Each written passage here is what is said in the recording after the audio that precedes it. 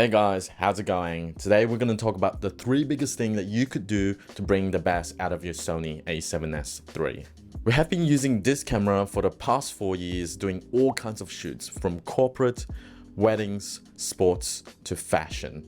So let me tell you this, if you use this camera right, it is an absolute powerhouse. So that's why the first tip is to shoot in the Sony A7siii picture profile. The A7siii picture profile uses a different kind of algorithm. This algorithm allows the camera to capture more dynamic range. So that means having more details in your highlights and your shadows, making your footage more cinematic. In contrast, if you're shooting in the standard profile, it has way less dynamic range. So that means that your highlights are more likely to be blown out and your shadows are more likely to be super black.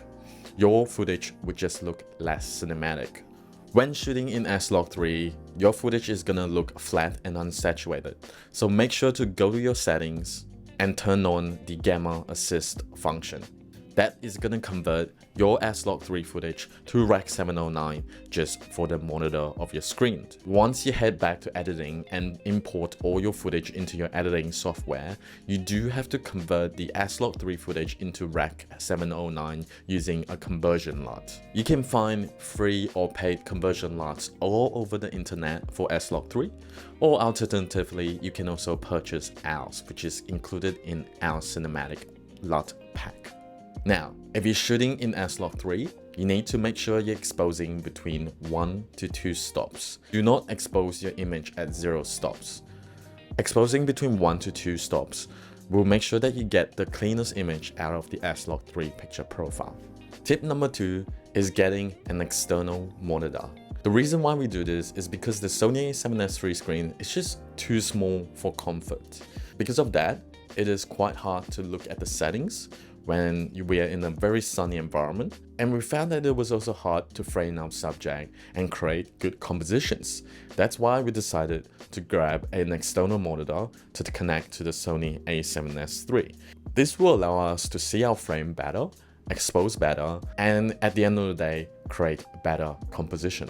For us, we use the Atomos Shinobi, which has been one of the best monitors we've ever used. A third tip to bring the best out of your Sony A7S III is to master the white balance function. In your menu, assign the white balance to one of the custom buttons on the right side of the camera.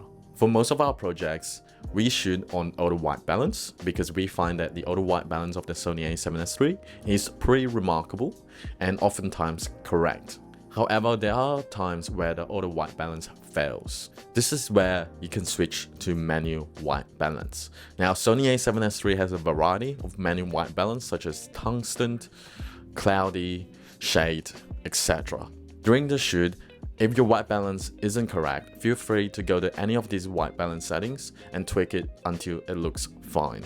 So anyways, that's all for today. If you guys are interested in how we went from complete beginners to now full-time filmmakers, please check out our Filmmaker Starter Kit. We also have a school community where we run a few Q&A sessions every single week. So if you'd like to ask us any questions, and if you want to share your journey with people who are similar-minded to you, please check out our school community, link in the description down below. Anyways, we'll see you next time. Stay focused.